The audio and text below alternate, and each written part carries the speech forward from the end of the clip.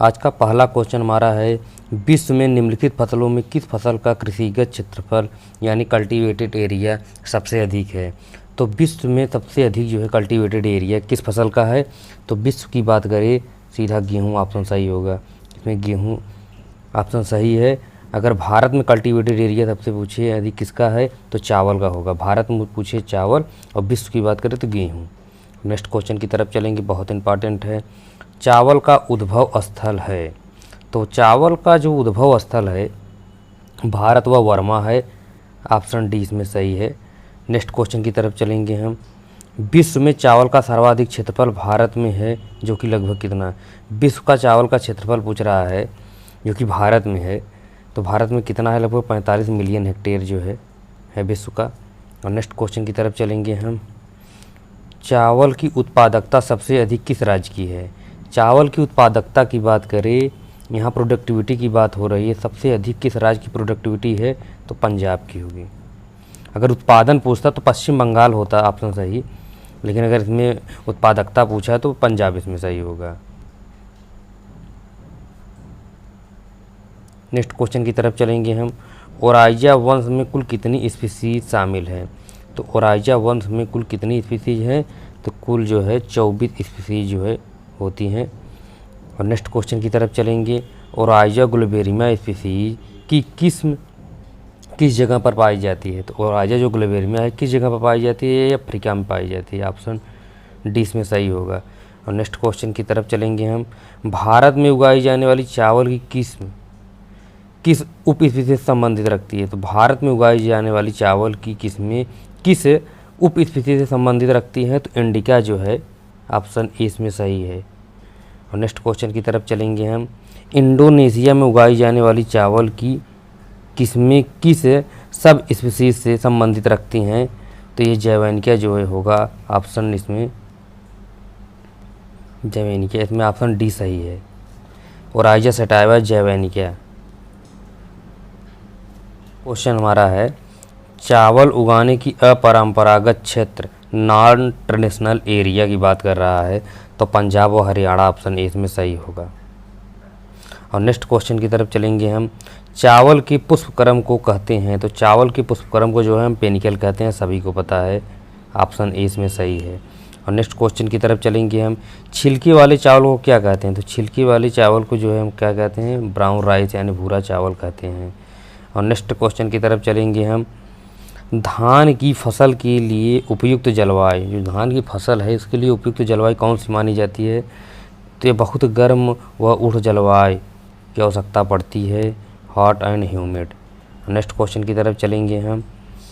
चावल के पकने के समय तापक्रम होना चाहिए। तो चावल के पकने के समय तापक्रम होना चाहिए तो यह 20 से 25 सेंटीग्रेड की आवश्यकता होती है पकते समय।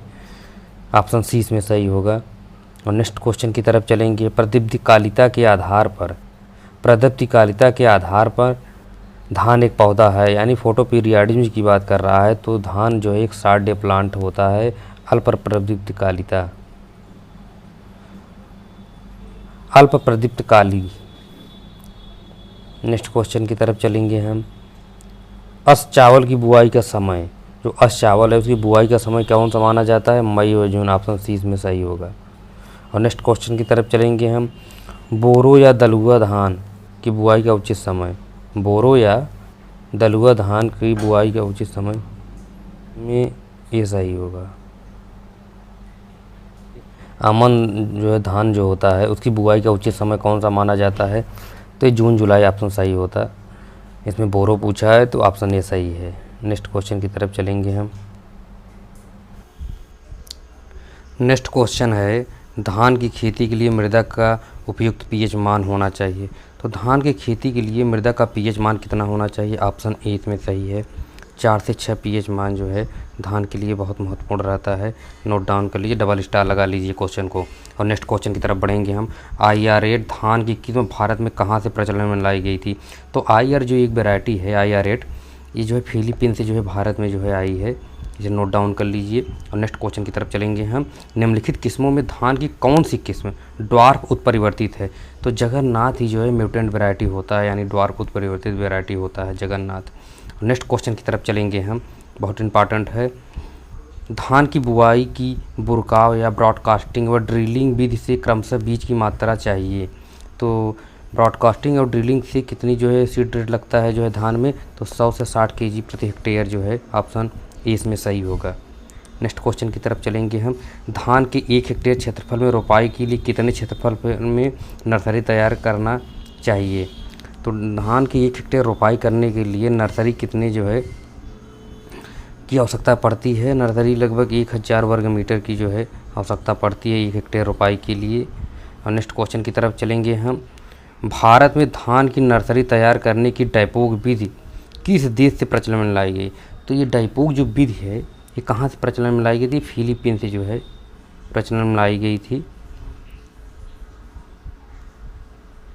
क्वेश्चन है धान की नर्सरी तैयार करने की आद्र विधि में रोपाई के लिए पौधे तैयार हो जाते हैं। जो नर्सरी का मेथड है आद्र विधि, ये रोपाई कितने दिन में तैयार हो जाती है। तो 20 से 25 दिन में जो है तैयार हो जाती है, गीली विधि है ये। और नेक्स्ट क्वेश्चन की तरफ चलेंगे हम। डाइपोक विधि में धान की नर्सरी रोपाई के लिए कितने दिन में तैयार हो। जो डाइपोक विधि है उसमें नर्सरी जो है कितने दिन में तैयार हो जाती है, लगभग 11 से 14 जो है दिनों में जो है तैयार हो जाती है डाइपोक विधि में नर्सरी। और नेक्स्ट क्वेश्चन की तरफ हम बढ़ेंगे। तो हमारा नेक्स्ट क्वेश्चन बहुत इंपॉर्टेंट होने वाला है। नेक्स्ट क्वेश्चन हमारा है धान की रुपाई के कितने दिन बाद प्रोपोनिल स्टाफ F34 खरपतवार नाशी का प्रयोग करते हैं। तो जो प्रोपोनिल स्टाफ है ये जो है 6 से 8 दिन बाद जो है रुपाई के बाद जो है प्रयोग करते हैं। और नेक्स्ट क्वेश्चन की तरफ चलेंगे हम। धान के पौधे की प्रारंभिक वृद्धि अवस्था में क्रेन्सेक किस रोग के कारण होता है। जो एक बीमारी होता है क्रेन्सेक धान में, वो किसके कारण होता है, बैक्टीरियल जो है ब्लाइट के कारण होता है। ये ऑप्शन ए इसमें सही है, नोट डाउन कर लीजिए। इतने क्वेश्चन है एकदम वेरी इंपॉर्टेंट है, नोट डाउन कर लीजिए आप इसे। और नेक्स्ट क्वेश्चन की तरफ हम बढ़ते हुए चलेंगे। किस कीट के द्वारा धान में टोंगरू वायरस रोग फैलता है। किस कीट के द्वारा टोंगरू रोग जो है, किस कीट के द्वारा धान का टोंगरू वायरस रोग फैलाता है। ये ग्रीन लीफ हॉपर जो है ऑप्शन सी इसमें सही होगा। इसी कारण जो है टोंगरू वायरस जो है रोग जो है फैलता है। और नेक्स्ट क्वेश्चन की तरफ चलेंगे। धान में डेड हेड व वाइट हेड किस कीट के प्रकोप से होता है। बहुत इंपॉर्टेंट क्वेश्चन है, नोट डाउन कर लीजिए, डबल स्टार लगा लीजिए इस क्वेश्चन पे। धान में डेड हेड और वाइट हेड जो है किस कीट के प्रकोप से होता है। तो ये तना छेदक की जो है ऑप्शन डी इसमें सही होगा, स्टेम बोरर के कारण जो है। क्वेश्चन हमारा नेक्स्ट क्वेश्चन है। धान के पौधे के कल्लों में रूफला, तना या प्याजी पत्ती, सिल्वरी सूट और ऑनियन लीफ लक्षण किस कीट के कारण होता है। तो ऑप्शन बी में सही होगा, गालमीज। नेक्स्ट क्वेश्चन की तरफ चलेंगे हम। धान के ग्रासी स्टंट रोग का वाहक कौन सा है। तो धान का जो ग्रासी स्टंट रोग होता है उसका वाहक कौन है, ये ब्राउन प्लांट हॉपर है, ऑप्शन 20 में सही है, वेरी इंपॉर्टेंट, नोट डाउन कर लीजिए इसे। चलते हैं नेक्स्ट क्वेश्चन की तरफ।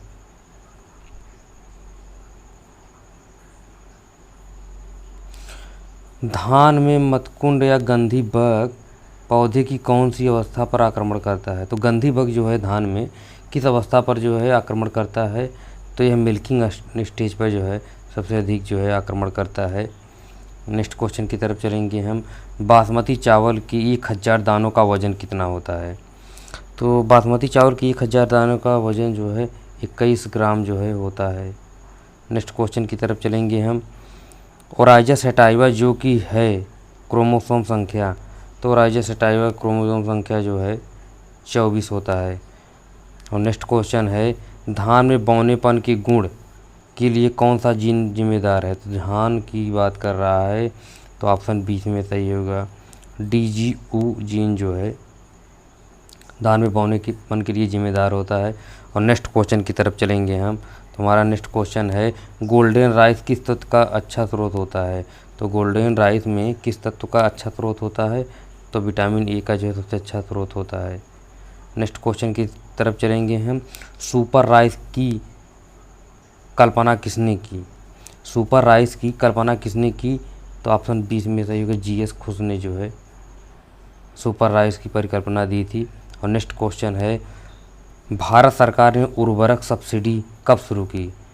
तो यह जो है 1 नवंबर 1977 को जो है शुरू की थी।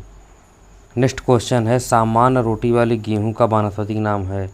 तो सामान्य रोटी वाले गेहूं का वानस्पतिक नाम है ट्रिटिकम स्टीवन। ऑप्शन 20 में सही होगा। नेक्स्ट क्वेश्चन की तरफ हम चलेंगे। अब तुम्हारा नेक्स्ट क्वेश्चन है, भारतीय बौना गेहूं है। तो भारतीय बौने गेहूं का जो है बॉटनिकल नेम पूछ रहा है, तो ये ट्रिटिकम स्फेरिकोकम जो है होता है। ट्रिटिकम स्फेरिकोकम जो है भारतीय बौना गेहूं होता है। और नेक्स्ट क्वेश्चन की तरफ चलेंगे, निम्न में से गलत युग्म को चुनिए। तो इसमें सबसे गलत युग्म कौन सा है आपको जो है चुनना है? तो ऑप्शन डी इसमें सही होगा। भारतीय ड्वार्फ गेहूं जो है ट्रिटिकम वल्गेर नहीं होता है। नेक्स्ट क्वेश्चन की तरफ चलेंगे हम, गेहूं का उद्भव स्थल है। तो गेहूं का उद्भव स्थल होता है मध्य एशिया या टर्की। और नेक्स्ट क्वेश्चन हम चलेंगे, सामान्य रोटी वाले गेहूं का जिसका 2N42 होता है उसे क्या कहते हैं? सामान्य रोटी वाले गेहूं का 2N बराबर 42 है, तो उसे कौन सा गेहूं कहेंगे? उसे हम हेक्साप्लॉइड कहेंगे, यानी खष्टगुणित जो है गेहूं आता है जो है 42 का 2N नंबर होता है। नेक्स्ट क्वेश्चन की तरफ चलेंगे हम, मैक्सिकन बौना गेहूं भारत में किसके द्वारा लाया गया? जो मैक्सिकन बौना गेहूं है वो भारत में किसके द्वारा लाया गया था? ये डॉक्टर N.E. बोरलांग के द्वारा जो है लाया गया था। ऑप्शन ए इसमें सही है। इन्हें जो है विश्व का हरित क्रांति का जनक कहते हैं। और भारत में हरित क्रांति के जनक पूछे तो M.S. स्वामीनाथन होगा, बी ऑप्शन इसमें होगा। और नेक्स्ट क्वेश्चन की तरफ चलेंगे हम, विश्व में गेहूं का सबसे ज़्यादा क्षेत्रफल रखने वाला देश है। गेहूं का सबसे ज़्यादा क्षेत्र रखने वाला जो है कौन सा देश होता है भारत। ऑप्शन ए इसमें सही है। और नेक्स्ट क्वेश्चन की तरफ चलेंगे हम, विश्व में गेहूं के उत्पादन में द्वितीय स्थान किस देश का है और प्रथम स्थान चीन का है? तो द्वितीय स्थान जो है भारत का है और प्रथम स्थान जो है चीन का है। नेक्स्ट क्वेश्चन की तरफ चलेंगे हम। नेक्स्ट क्वेश्चन है, गेहूं की प्रथम किस्म जो कि कम लंबाई, लूजिंग रेजिस्टेंट व अधिक उपज देने वाली थी का नाम है? तो यह जो है नोरिन 10, ऑप्शन 20 में सही होगा। और नेक्स्ट क्वेश्चन की तरफ चलेंगे, अच्छी प्रकार से गेहूं के दाना भरने के लिए तापक्रम की आवश्यकता होती है। इसमें होगा ऑप्शन सी 23 से 25 डिग्री सेंटीग्रेड जो है अच्छी प्रकार से गेहूं के दाना भरने के लिए तापक्रम की आवश्यकता होती है, 23 से 25 डिग्री सेंटीग्रेड। नेक्स्ट क्वेश्चन है, गेहूं का पुष्पक्रम कहलाता है। तो गेहूं का जो है पुष्पक्रम क्या कहलाता है? इसमें ऑप्शन ए सही होगा, बाली। और नेक्स्ट क्वेश्चन है, गेहूं की उचित बीज दर किलोग्राम प्रति हेक्टेयर। तो 100 kg प्रति हेक्टेयर जो है ऑप्शन में सी सही होगा। आज का लास्ट क्वेश्चन है, गेहूं की फसल जो कि 50 कुंटल प्रति हेक्टेयर उत्पादन देती है उसमें नाइट्रोजन, फास्फोरस व पोटास कितना किग्रा क्रमशः देनी चाहिए? तो इसमें गेहूं की फसल जो कि 50 कुंटल प्रति हेक्टेयर उत्पादन देती है, नाइट्रोजन, फास्फोरस व पोटास किग्रा प्रति हेक्टेयर क्रमशः कितनी मात्रा भूमि में उद्ग्रहण करती है? तो ये ऑप्शन ए इसमें सही होगा। तो ये रहा आज का लास्ट जो है क्वेश्चन। मिलते हैं किसी नेक्स्ट वीडियो के साथ। अभी तक चैनल को सब्सक्राइब नहीं है तो कर दो। मिलते हैं किसी नेक्स्ट वीडियो में।